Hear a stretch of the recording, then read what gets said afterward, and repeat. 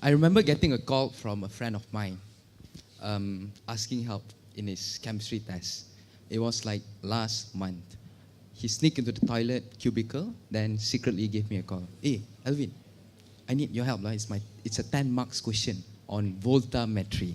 So definitely he received a 5 minutes lecture on honesty before getting the answer from me. So what is voltammetry, ladies and gentlemen?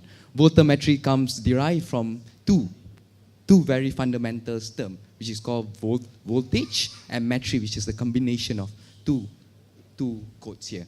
So voltammetry is the study of current as a function of potential. So we can see that there are various kind of techniques in voltammetry. We have the linear sweep voltammetry. We have the square wave voltammetry. We also have the circular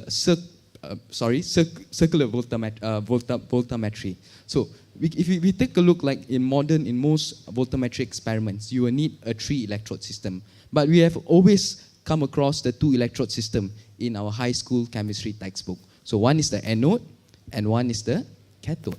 So the anode and cathode, it denotes either, usually when we learn, we put it as positive and negative. But specifically, if you want to label these two, anode and cathode, they are called as the counter electrode and also the working electrode.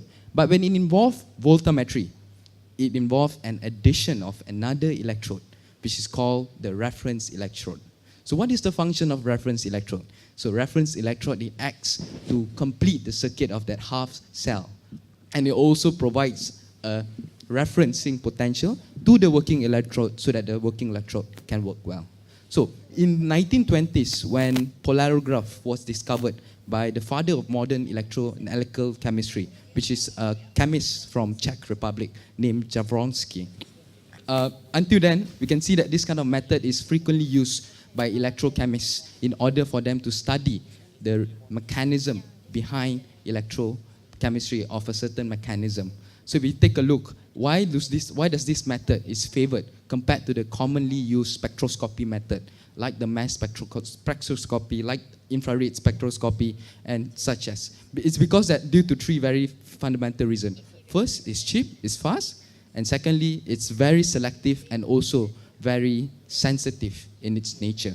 So I'm now going to tell you about the contribution of voltammetry to the modern chemistry researchers in this era here. You can see that without voltammetry, you do not have the knowledge on producing tons and tons of chemical processes which is used in industry. For example, the production of soda, the production of chlorine, which is indeed very important in order so that we have clean swimming pools. And besides that, without voltammetry, you can't survive because sensors nowadays, most sensors in order to detect carbohydrates, for example, dopamine and carboxylic acid, and so on, etc., it uses the idea of voltammetry. So with this kind of answer, my friend got 5 out of 10. Congratulations to him. Thank you.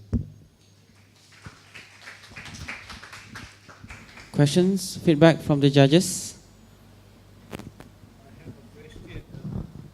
Alvin, let's say I'm using the idea of your electrochemistry, all right, as a means to study my unknown compound.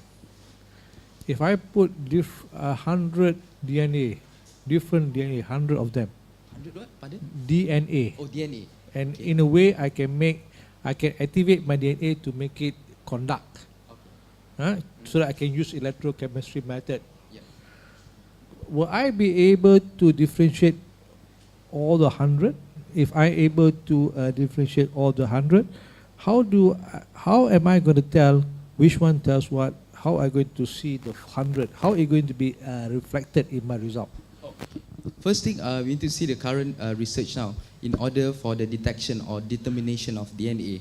So they actually, in most researchers, they actually modify the surface of the electrode, of the working electrode. So in order for you to get, for example, when they are portrayed in the voltammogram. So the voltammogram is a series of like graphs which shows, for example, this peak denoted here represented this kind of compound, Yes, there currently chemical method using, for example, if you use DNA, there are thousands of compounds in there. It cannot detect that DNA compound. But for example, the elements present in the periodic table, it can actually detect this kind of compound. But for example, it's a complex molecule, so it is not, it's unable to determine this DNA. And they have to rely to the commonly used spectroscopic method, for example, like the mass spectroscopy and so on and so forth.